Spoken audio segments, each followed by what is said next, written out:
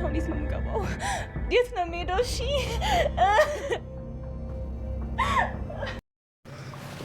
እንጂ ሌላው ነገር ቀስ ብሎ ይደርሳል። ኑኑ ኑኑ፣ እናቴ ነገረችኝ ሰምቼ ቢሆን ኖሮ። ለምንድን ነው የሚደፍርሽ? ይወድሻል እንዴ? እንዲያውም ለወንድሜ ነው የምናገረው። እህቴ እባክሽን እባክሽን እባክሽን ነው ያው እሱ መጥፋቱን ያወቀች አይመስለኝም። ምንስ ቢሆን እንደው ምንስ ቢሆን ለክ ደግሞ እኔ እሰጣለሁ ከፍላለሁ ማለት አይደለም። ገባ? ግን እኮ ልጅሽ ማወቅ የሌለባትም ሚስጥር እኔ አውቃለሁ። ጭሻል አድርገው እናሳየኝ። ግንባርህን ብዬ ነው የምደፋ። እዚህ ከስርሽ ሱል የፈሮሽ ነው እንደሚመስልሽ? እንደውም እኔ ልፈሪኝ ይገባል። እውነቴን ነው የምልሽ። እያንዳንዱን የምልሽን ነገር ካላደረግሽ ህይወትሽን ግልብጥብጡን ነው የማወጣው። እጅግ በሚገርምና እጅግ በሚደንቅ ሁኔታ ከባለፈው ምዕራፍ ያለቀው ምን ላይ ነው የሚል የብዙዎቻችን አስተያየት በጣም ልብ ይሰብር ነበረ። መሲ ጉድ ሆነች። ቴዲ ጉድ አረጋት። ቴዲ ሞት ኩልሽ ሄድ ኩልሽ ቀለጥ ኩልሽ እያለ በቁሟ ሊቀብራን ነው።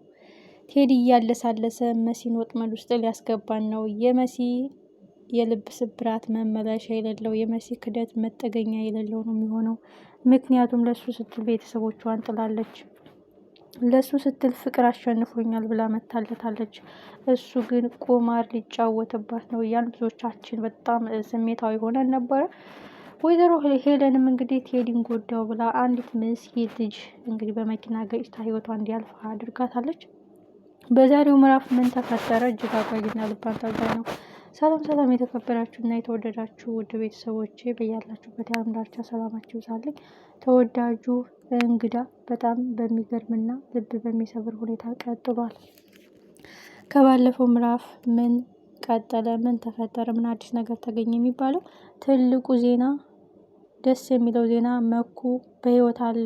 ቤሉል አግኝቶታል። ጫካ ውስጥ ተጎድቶ ተወግቶ የተገኘው መኩ የመሲ ወንድም ማን እንዳረገው፣ ለምን እንደዚህ እንደተደረገ ጠንቅቆ አውቋል። ይህም ከቁስሌ ላገግም እንጂ እኔ ራሴ ሄድላችኋለሁ ያለው የእሱን ጉድ መች ሰማ። መሲ ራሷን አሳልፋ ለቴዲ ብትሰጠው ቴዲ ቁማር ተጫውቶባታል። እሱም በመጠጥ አስክሮ እጅግ በሚያሳዝን ሁኔታ አስገድዶ ደፍሯታል። ቅስም የሚሰብር ሁኔታ። ወደድኩት፣ አፈቀድኩት፣ ከነፍኩለት። እሱም ለኔ ንጹህ ልብ ንጹህ ፍቅር ነው ያለው። የሚወደኝ የሚያከብረኝ፣ በልቡ የነገስኩት እኔ ብቻ ነኝ። እሱን መርጬ ሄጃለሁ ብላ የጻፈችው ደብዳቤ እጅግ ልብ የሚነካ ነገር ነው። ኑኑም ወዳው ከሄደች ፈቅዳ ከሄደች ምንም ማድረግ አልችልም፣ እናቴ እና እሷ ችግር እንዳይፈጠር መጠበቅ ነው ያለብኝ በማለት ብትተዋትም መሲ ግን ላትሰበር ላትጠገን ተሰብራለች። ሰውን ላታምን ተጎድታለች። እጅግ የሚያሳዝን ነገር። ባመንኩህ አመኘህ እኮ ነው የመጣሁት፣ ምን አስቸኮለህ? ለምንድን ነው እንደዚህ አረክ? ለምንድን ነው ያበላሸህ? ብትለውም ወደሽ ፈቅደሽ እና በስካር መንፈስ ነው እንደዚህ ሆንሽው፣ እኔ ፈልጌ ሳይሆን አንቺ ፈልገሽ ነው ሲልም እንግዲህ ወንድ ልጅ የፈለገውን ካገኘ እንደ ሸንኮራ አገዳ መጦ ነው የሚጥለው የሚባለው በቴዲ እያየ ነው። እጅግ የሚገርመውና እጅግ ቅስም የሚሰብረው ነገር ቴዲ ካሁን በኋላ መሲ ቤተሰቦቿ ጋር እንዳትሄድ ኦልሬዲ ክብሯን አታለች። ስለዚህ እኔ መርጣ መታለች። ካሁን በኋላ እኔ ጋር ነው የምትቀመጠው። ስለዚህ አታሰጋኝም፣ በእኔ ቁጥጥር ውስጥ ናት ነው የሚለው። ከምንም በላይ ደግሞ እንግዲህ ወንድሟ ከቁስሉ ሲያገግም የታለች መሲ የት ናት የሚለውን ነገር ሲሰማ የገደለው ባልሽ የሞተው ወንድምሽ ሀዘንሽ ቅጣጣ ከቤትሽ አይወጣ ይሆናል ነገሩ ማለት ነው። ምክንያቱም ወንድሟ እንደጠፋ ራሱ አታውቅም፣ እንደተወጋ አታውቅም፣ ማን እንዳስወጋው አታውቅም። ስለዚህ በኋላ ሁሉን ነገር ስታውቅ ምን ያህል ልቧ እንደሚሰበር ምን ያህል ልቧ እንደሚደማ ኦልሬዲ መሲ በጣም በቃ የሆነ ልባችሁ በቃ የሆነ በጣም ቁስል ብሎ የሚያውቅበት አጋጣሚ የለም። እንደዛ ነው የተሰማት ማለት ነው። ወደ ቤት እንዳትመለስ ኦልሬዲ እናቷን ክዳታለች። እማዬ ፍቅር አሸንፎኛል፣ ፍቅሬን መርጫለሁ፣ የወደደኝ ልጅ መርጬ ሄጃለሁ ብላለች። ቴዲን በቃ ተወኝ እንዳትል በጣም ከባድ ነው። ለውሳኔ የሚያስቸግር ነው የገጠማትና በጣም ታሳዝናለች መሲ። እንግዲህ የጊዜ ጉዳይ ነው እንጂ ምናልባት እዛ ቤት መቆየቷ የሆነ ሚስጥር ልታገኝ ትችላለች። ምክንያቱም 24 ሰዓት ቴዲ እዛ ቤት ቁጭ አይልም። በር እንዳከፍች ከቤት እንዳትወጭ ብሎ ትቷል ሊሄድ ይችላል። እንግዲህ እዛ ግቢ ውስጥ እዛ ቤት ውስጥ የታፈነውን ሰውዬ ድምጽ ልሰማ ትችላለች። የእውነት ቴዲን አላውቀውም፣ የእውነት ተቀይር ያለው እያለ ለኬም እሱ እየሸወደኝ ነው፣ የእውነት ወደድኩሽ እያለ ለኬም እሱ ይችን ሴትነቴን እስከሚያገኝ ድረስ ነው፣ ክብሬን እስከሚያገኝ ድረስ ነው፣ ንጹሐን ልጅ እስከሚያቆሽሽ ድረስ ነው እንደዛ እጥፍ ዘርጋ ሲልልኝ የነበረው ብላ አሁን በደንብ የቴዲ ጸባይ ገብቷታል። ስለዚህ ከአሁን በኋላ ምን የምታደርገው በተቻላት አቅም እሱን ለማጥመድ የእሱ ከባድ ወንጀልና ከባድ ስህተቶችን ማጣራት፣ መረጃ መሰብሰብ ነው የሚሆነው ስራዋ። እጅግ ልብ ይሰብራል፣ እጅግ ልብ የሚነካ ነው። ወይዘሮ ሄለን አሁንም ወንጀሏን፣ ክፋቷን፣ ተንኮሏን እንደቀጠለች ነው።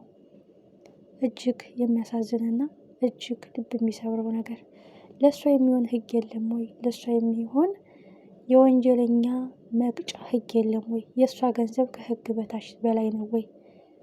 ይህን ሁሉ ወንጀል ክፋት እየሰራች እንዴት አንዲት ግለሰብ መያዝ ያቅታቸዋል?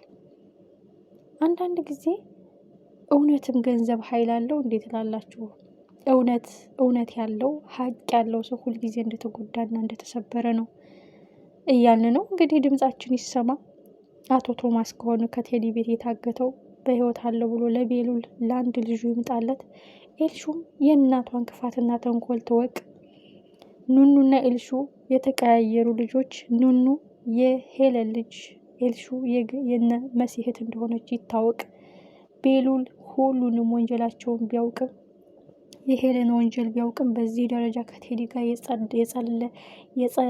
እንደሚባለው በጣም ስር የሰደደ የኋላ ታሪክ ስር የሰደደ በጣም ጥልቅ የሆነ ወንጀል ዶሴ እንዳለባቸው በደንብ እየገባውና በደንብ እየተረዳ ነው።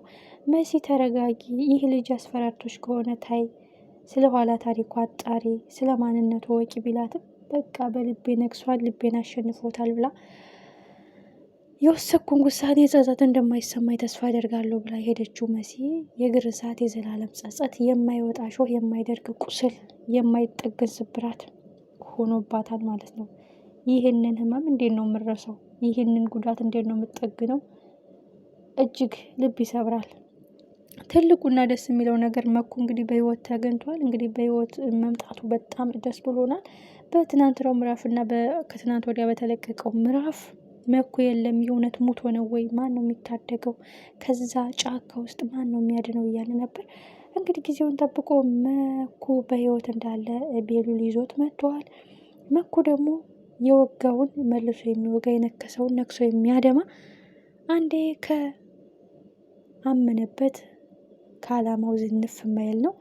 ትንሽ እስከሚያገግም ነው እንጂ ሁሉንም ድምጥጣቸው ነው የሚያጠፋው ማለት ነው።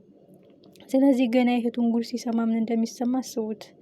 እኔን ያስወጋኸኝ፣ እኔን ያስገደልከኝ፣ የሞትኩ ቢመስልህም እኔ ግን አልሞትኩም፣ ለኪም እህቴ ልታቆሽሽ ነው ብሎ ነው እንግዲህ ቴዲን የእጁን የሚሰጠው። ሄለን እስከዚህ ወንጀሏ መቼ ነው የምትቀጣው? እውነታውስ መቼ ነው የሚጋለጠው? ቀጣይ ክፍል በጉጉት